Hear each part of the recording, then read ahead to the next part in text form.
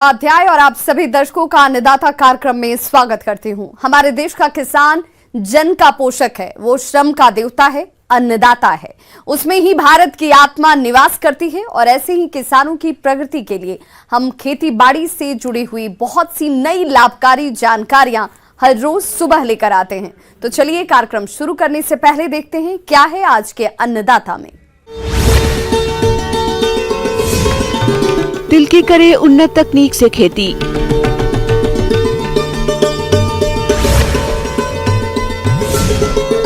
पशुओं में परजीवी की समस्या और उनका समाधान।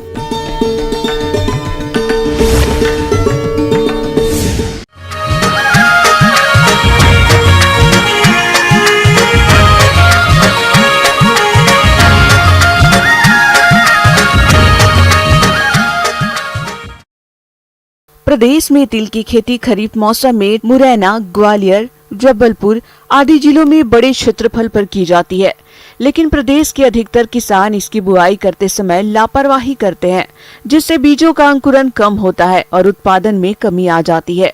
तो किसान भाइयों, तिल की बुआई के लिए कौन कौन सी उन्नत किस्में हैं और इसकी बुआई की वैज्ञानिक तकनीक क्या है, इसके बारे में जानकारी दे रहे हैं कृषि विज्ञान केंद्र मुरैना के विषय विशेषज्ञ डॉक्टर राजपाल सिंह तोमर।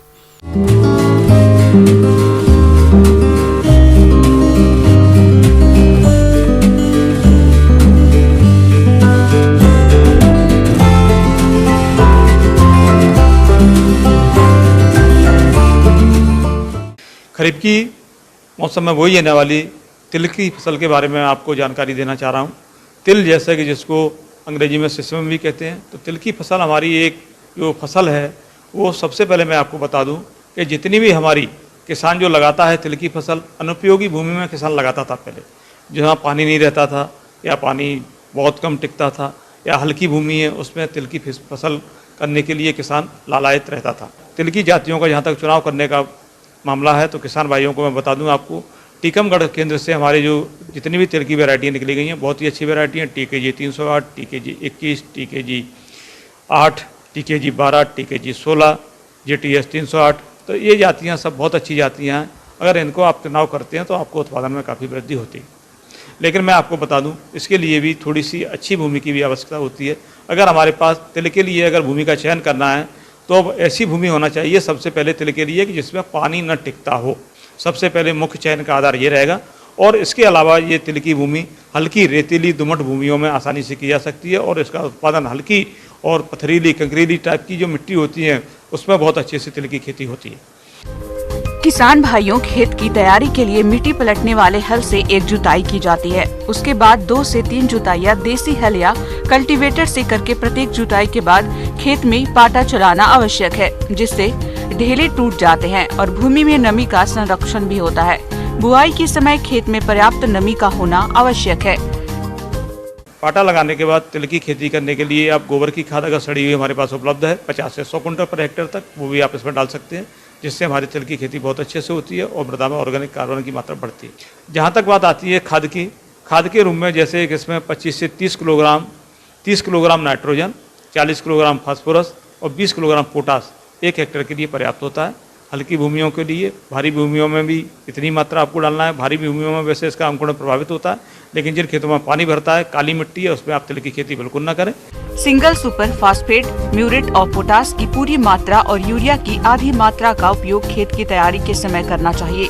शेष यूरिया की आधी मात्रा का प्रयोग बुआई के 25 से 30 दिन बाद फसल में उपरिवेशन के रूप में करना चाहिए। किसान भाइयों, तिल की बुआई 2 तरीकों से करते हैं। पहली है कतारों में बुआई और दूसरी है छिड़काव विधि। तो छिड़काव विधि से बुआई करने पर प्रति हेक्टेयर 5 से 6 किलो बीज की जरूरत होती है, जबकि लाइन में बुआई करने पर प्रति हेक्टेयर 4 से 5 किलोग्राम बीज पर्याप्त होता है। अब बात आती है तिल का बीजोपचार। बीजोपचार जैसा कि मैं बता रहा हूँ आपको, कार्बन डाइऑक्साइड 2 ग्राम प्रति किलोग्राम बीज की दर से आप बीज को उपचार करें। इसके बाद जैव उर्वरकों से उपचार करें। जैव उर्वरकों में आपके पास एजेटोबैक्टर और PSP 5 से 10 ग्राम प्रति किलोग्राम बीज की दर से आप उससे उपचार करने के बाद आपको उपज में वृद्धि होगी, मृदा का स्वास्थ्य भी अच्छा रहेगा। अगर आप बीज की बोनी कर रहे हैं आप सीड ड्रिल से, तो सीड ड्रिल में आप इसमें बोनी करते समय आप इसमें या तो वर्मी कंपोस्ट सूखा मिला लें, उसमें 10 किलो 1 किलो में 10 किलो वर्मी कंपोस्ट मिला के आप उसका यूनिफॉर्मिटी आपकी बहुत अच्छी से आ जाएगी। क्यों 2 किलो आप तिल अगर सीड ड्रिल में डालेंगे तो उससे बोनी करना संभव नहीं है। तो किसान भाइयों से मैं आग्रह करूंगा 2 किलो तिल के लिए आप कम से कम 20 किलो वर्मी कंपोस्ट सूखा बिल्कुल दानेदार वर्मी कंपोस्ट को आप उसमें मिला के आप उसकी बोनी कर सकते हैं। इसके साथ साथ में अगर आप यूरिया भी अगर मिलाना चाहें आप 2-4 किलो 5 किलो तो वो भी मिला दें तो उससे उसका सर्कुलेशन पाइपों में अच्छे से बढ़ जाता है और आपकी तिल की बोनी बहुत अच्छे से होती है। इसके साथ साथ में हमारे पास ब्रॉडकास्टिंग का भी एक विकल्प होता है, छिड़काव विधि से भी हम तिल की बोनी कर सकते हैं, तो वो भी हमारे पास विकल्प एक बहुत अच्छा है। अब बात आती है इसकी बोनी कितनी दूरी पर करें। 30 सेंटीमीटर कूंड से कूंड की दूरी और 10 से 15 सेंटीमीटर पौधे से पौधे की दूरी आपको मेंटेन करके चलना है। इसकी सबसे महत्वपूर्ण बात है बोने समय जो ध्यान रखने वाली बात है वो सबसे बात ये आती है कि इसकी गहराई कितनी रखें। गहराई बीज की गहराई 1 से 2 सेंटीमीटर, बस हल्की 3 सेंटीमीटर से ज़्यादा 2.5 सेंटीमीटर से ज़्यादा तो कभी नहीं होना चाहिए किसी भी हालत में। अगर पानी गिर गया तो अंकुरण प्रभावित होता है काफ़ी अच्छे से। किसान भाइयों, तिल की फसल में खरपतवारों का नियंत्रण करना जरूरी होता है, इसलिए बोनी के 15 से 20 दिन पश्चात पहले निंदाई करें और इसी समय आवश्यकता से अधिक पौधों को निकालना चाहिए। निंदा की तीव्रता को देखते हुए दूसरी निंदाई आवश्यकता होने पर बोनी के 30 से 35 दिन बाद उर्वरकों का खड़ी फसल में छिड़काव करने के पूर्व करना चाहिए। अगर गुड़ाई आप नहीं करते हैं तो हमारे तिल की उपज में काफ़ी कमी होती है, तो आपको गुड़ाई, तिल की फसल और गुड़ाई दोनों का संबंध बहुत अच्छा है, उसमें गुड़ाई बहुत ही आवश्यक है। एक गुड़ाई अगर आपको लोग करा देंगे उसमें बीड़ी नियंत्रण के लिए तो आपकी बहुत ही अच्छी तिल की पैदावार प्राप्त आपको होगी। इसी के तकनीक को अगर आप जो मैंने आपको बताया है इसको अगर आप अपनाते हैं तो आपको तिल का बहुत अच्छा उत्पादन मिलेगा। 8 से 12 कुंटल तक तिल की भी उपज आप पर हेक्टेयर ले सकते हैं, जो जिससे कि आपकी आय में बहुत अच्छी वृद्धि होगी। बहुत ही शॉर्ट ड्यूरेशन की है और इसके बाद हम सरसों भी लगा सकते हैं। किसान भाइयों, अभी तक आपने खेती से जुड़ी हुई कुछ उपयोगी जानकारियां देखी। अब लेते हैं एक छोटा सा ब्रेक, जल्द लौटेंगे और कार्यक्रम में आगे भी है खेती बाड़ी से जुड़ी हुई महत्वपूर्ण जानकारियां, तो बने रहिए हमारे साथ।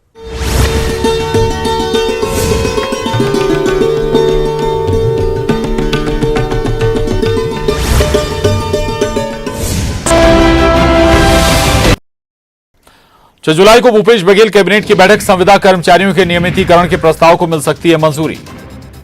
डिप्टी सीएम टीएस सिंहदेव का बयान, सभी विभागों से मंगाई गई जानकारी, कर्मचारियों के हित में फैसला लेने की हर संभव होगी कोशिश। आज से हड़ताल पर छत्तीसगढ़ के स्वास्थ्य कर्मचारी, 6 सूत्रीय मांगों को लेकर प्रदर्शन, हड़ताल से स्वास्थ्य सेवाएं प्रभावित। पीएम मोदी 7 जुलाई को आ रहे छत्तीसगढ़ के दौरे पर, सुरक्षा को लेकर एसपीजी के अधिकारियों के साथ बैठक, कड़ी सुरक्षा के बीच प्रधानमंत्री पहुंचेंगे रायपुर।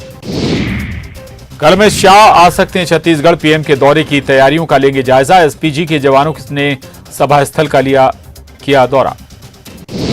हजदुर्ग के दौरे पर बीजेपी प्रदेश अध्यक्ष अरुण साव, बीजेपी पदाधिकारियों के साथ बैठक में पीएम के रायपुर दौरे को लेकर चर्चा।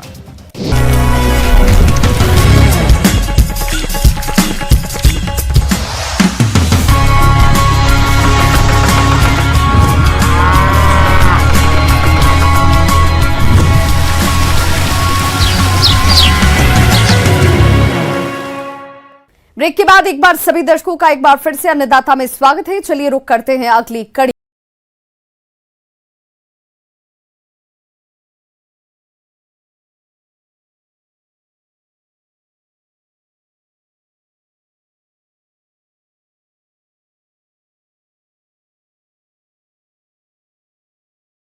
ज्यादातर पशुपालक जानकारी के अभाव में पशुओं में होने वाले दाद, खुजली और जू होने पर ध्यान नहीं देते हैं, जिससे कई बार इनकी वजह से पशु तनाव में चला जाता है, जिसका सीधा असर उसके दूध उत्पादन पर पड़ता है। उसी प्रकार भीतरी परजीवियों के प्रकोप से पशुओं में कई घातक बीमारियां पनपने लगती है।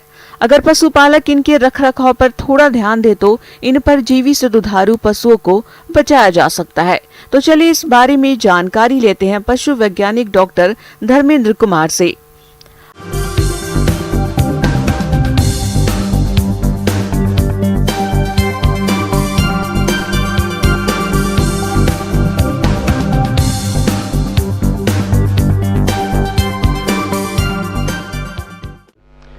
कृमिनाशक दवा का उपयोग, जिसको डिवॉर्मिंग बोला जाता है, पशुपालन में एक महत्वपूर्ण योगदान रखती है।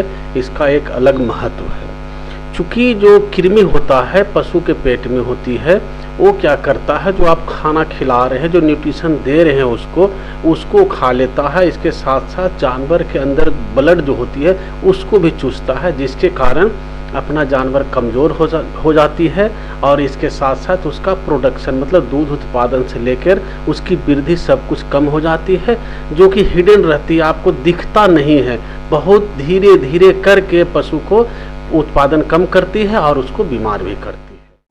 किसान भाइयों, अंतः परजीवी जैसे गोलकृमि, फीताकृमि आदि पशुओं में दूषित चारा, दाना खाने से और नदी, पोखर, तालाब का गंदा पानी पीने पर पेट में हो जाते हैं, जो पशुओं के स्वास्थ्य पर बुरा प्रभाव डालते हैं, जिससे पशुओं में कई तरह की बीमारियां होने की संभावना बनी रहती है।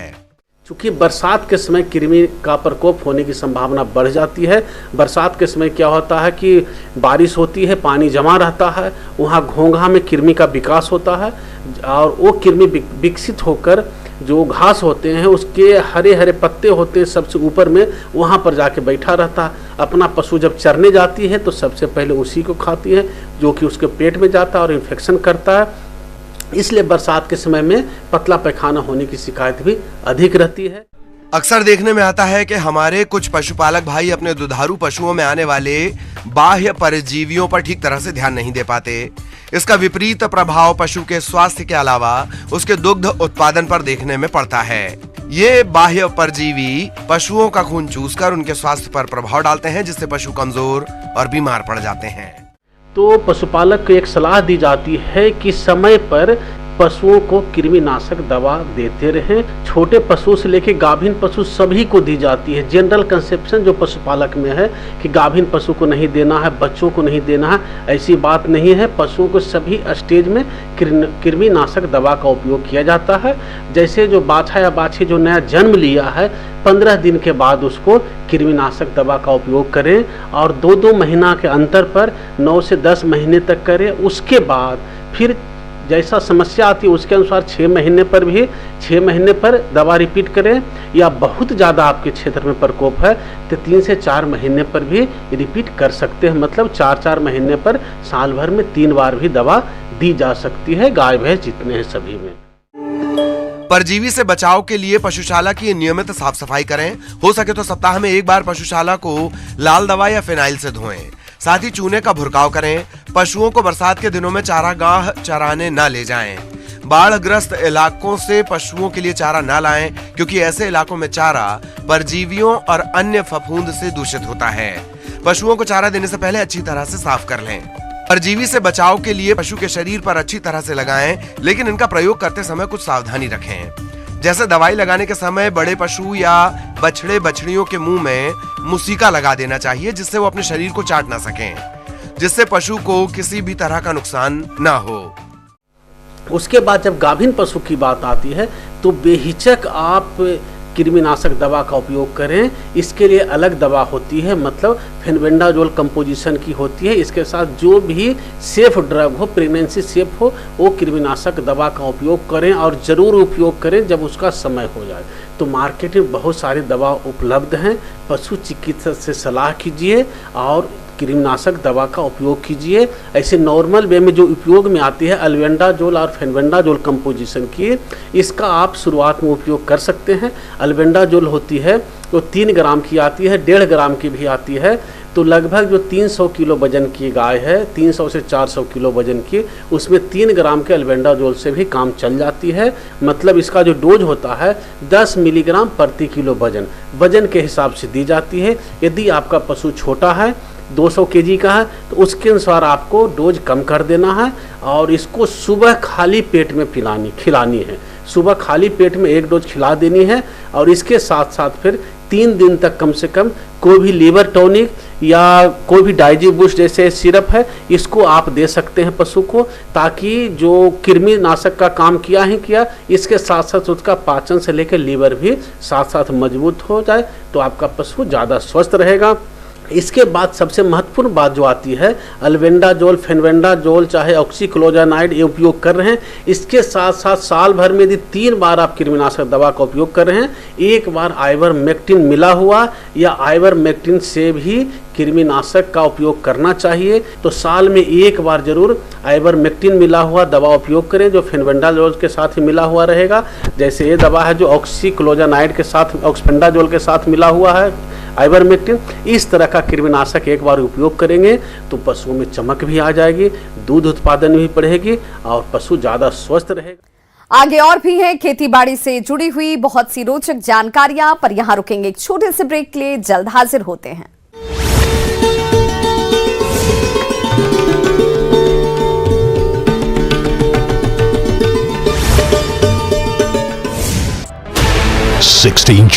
में कांग्रेस का बूथ बचाओ अभियान वाले पोस्टर पर पूर्व नेता प्रतिपक्ष ने ली चुटकी, कहा 4.5 साल के कार्यकाल में कुछ बचा नहीं, कांग्रेस ने बताया तकनीकी गलती।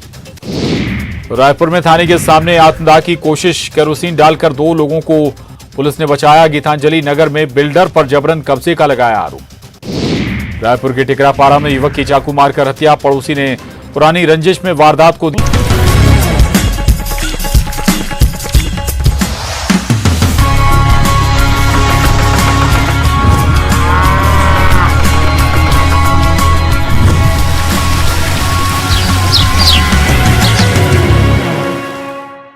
ब्रेक के बाद एक बार फिर से आप सभी दर्शकों का अन्नदाता कार्यक्रम में स्वागत है। बढ़ते हैं अपनी अगली प्रस्तुति की ओर।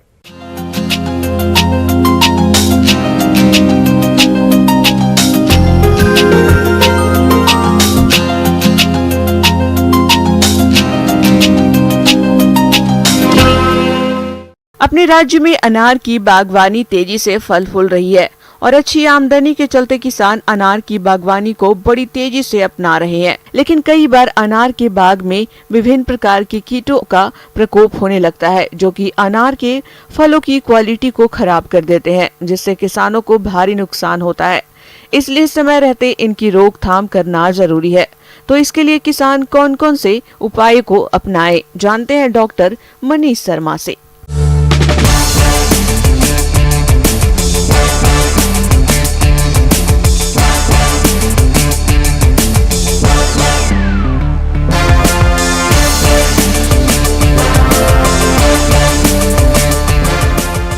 राज्य में शुष्क क्षेत्रों में अनार की बागवानी काफ़ी की जा रही है और अनार में जो मेन कीड़ा है वो अनार की फ्रूट फ्लाई है, फल मक्खी है। ये फल को ही नुकसान करती है और अनार में 3 बहार आती है, 3 बार फल लगते हैं और ये थ्रू आउट दी ईयर चलता है।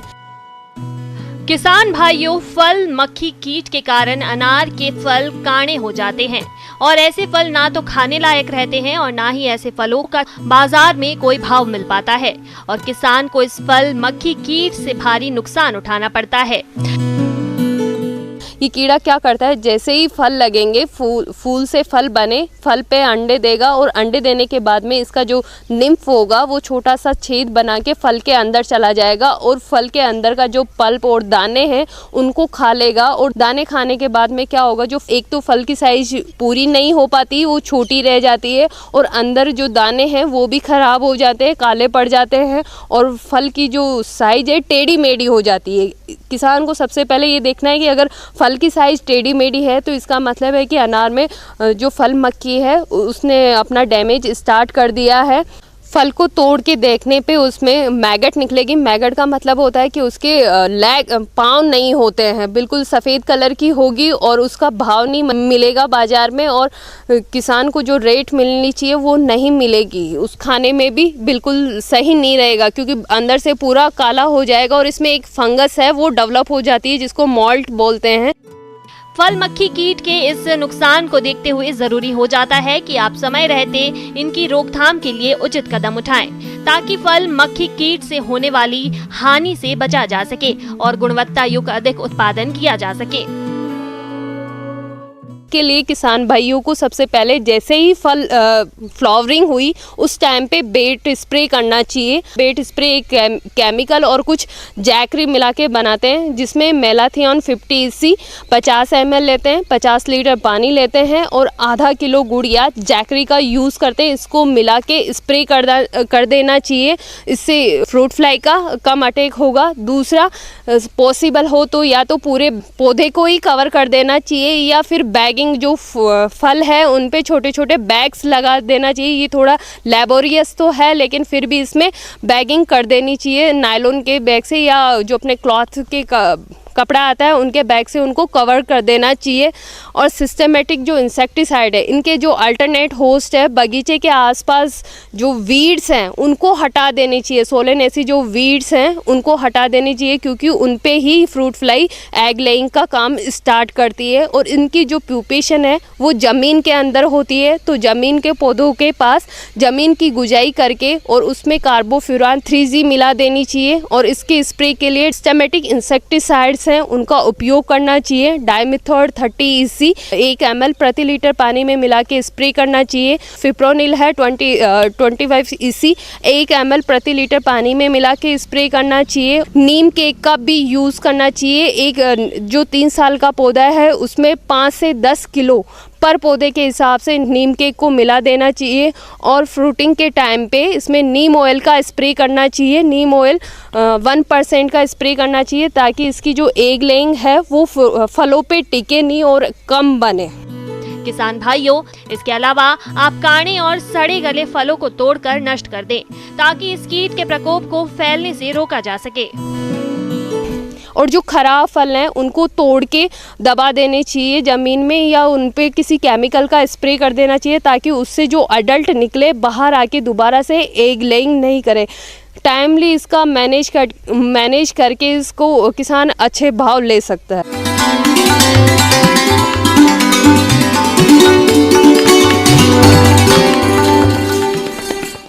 अन्नदाता हेल्पलाइन निःशुल्क फोन संपर्क सेवा के माध्यम से आपके द्वारा पूछे गए प्रश्नों में से 1 या 2 महत्वपूर्ण प्रश्न को हम अपने कार्यक्रम में शामिल करते हैं। और इसी के तहत आज किसान का सवाल और उनका जवाब इस प्रकार से है। अन्नदाता निःशुल्क फोन संपर्क सेवा के माध्यम से पूछे गए प्रश्नों में से आज हमने जिस प्रश्न को कार्यक्रम में शामिल किया है उसे पूछा है ग्राम बमौर, जिला इंदौर के कृषक महेंद्र सिंह ने। ये सब्जी वाली फसलों में फलछेदक कीट के नियंत्रण के बारे में जानकारी चाहते हैं। तो महेंद्र सिंह जी, आपकी जानकारी के लिए प्रस्तुत है कार्यक्रम का ये अंश।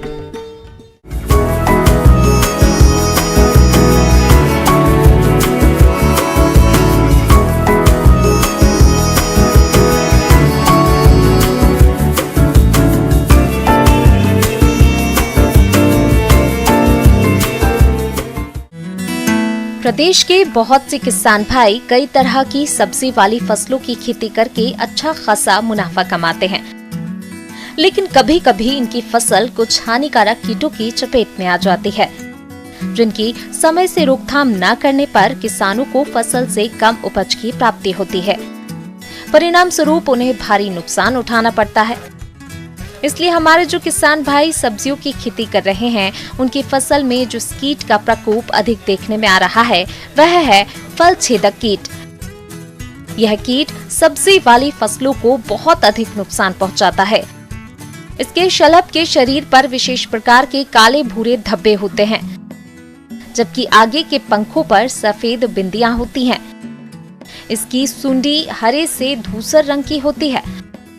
लार्वा हल्के गुलाबी रंग के होते हैं। शुरुआती अवस्था में लार्वा प्रौढ़ों में प्रवेश कर जाते हैं, जिससे प्रौढ़ मुरझाकर झुक जाते हैं। इसके बाद लार्वा फलों में छेद करके अंदर घुस जाते हैं और फल के भीतरी भाग को खाते रहते हैं, जिससे फल कांटे हो जाते हैं। जैसा कि आप देख पा रहे हैं कि ये सुंडी फलों को किस तरह से नुकसान कर रही है। इस तरह एक सुंडी 2 से 8 फलों को खाकर नष्ट कर सकती है। ऐसे फल खाने योग्य नहीं रहते हैं, जिनका बाजार में कोई भाव भी नहीं मिलता है।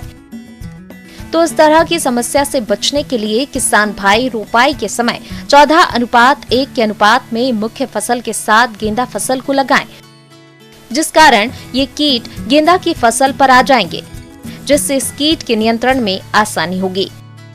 इस कीट की निगरानी के लिए 2 फेरोमोन ट्रैप प्रति एकड़ की दर से प्रयोग करें और प्रत्येक 20 से 25 दिन के अंतराल पर पुराने लेयर के स्थान पर नए लेयर लगाएं। इसके अतिरिक्त अंड परजीवी ट्राइकोग्रामा के 3 से 5 ट्राइकोकाट प्रति हेक्टेयर की दर से 10 दिन के अंतराल पर लगाना चाहिए। किसान भाइयों, इस कीट की रोकथाम के लिए BT 500 ग्राम प्रति हेक्टेयर की दर से छिड़काव करें। इसके अतिरिक्त आप नीम तेल 5 मिलीलीटर प्रति लीटर पानी में घोलकर छिड़काव कर सकते हैं, जिससे आप इस कीट पर काफी हद तक नियंत्रण पा सकते हैं। और यदि फिर भी इस कीट का प्रकोप फसल में देखने में आ रहा है, तो फिर सबसे पहले आप कीट ग्रसित फलों को तोड़कर एक जगह पर एकत्रित करके नष्ट कर दें। ऐसा करने से सुंडी एक फल से दूसरे फलों को नुकसान नहीं पहुंचा पाएगी। किसान भाइयों, इस कीट के रासायनिक नियंत्रण के लिए आप क्लोरांट्रानिलीप्रोल 18.5 SC या इंडोक्साकार्ब 14.5 SC दवा की 400 मिलीलीटर मात्रा को 500 लीटर पानी में घोल बनाकर छिड़काव कर दें, जिससे आप इस कीट पर नियंत्रण पा लेंगे।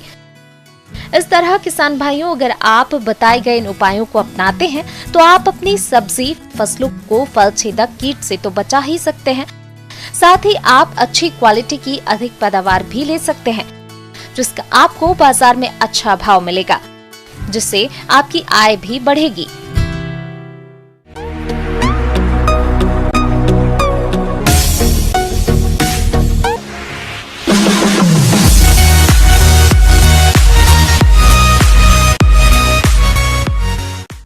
आइए अब एक नजर डालते हैं राज्य के कुछ चुनी हुई मंडियों के प्रमुख फसलों के बाजार भाव पर।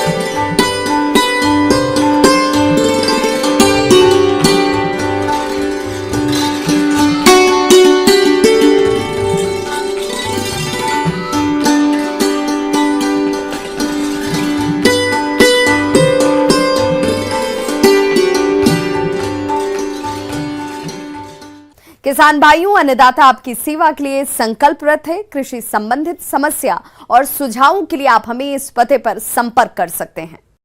प्रोड्यूसर अन्नदाता, news 18 Madhya Pradesh Chhattisgarh, Ramoji film city Hyderabad 501512। साथ ही आप हमें ईमेल भी कर सकते हैं। हमारा ईमेल एड्रेस है p18annadatamp@nw18.com। इसके अतिरिक्त आप हमें निःशुल्क हेल्पलाइन नंबर 1800889216 पर सोमवार से शनिवार सुबह 10 बजे से शाम 4 बजे के बीच संपर्क भी कर सकते हैं। किसान भाइयों, अब समय हो रहा है आपसे विदा लेने का, तो हमारी अन्नदाता टीम को दीजिए इजाजत। कल फिर से होगी आपसे मुलाकात कृषि संबंधित कुछ और महत्वपूर्ण जानकारियों के साथ। नमस्कार।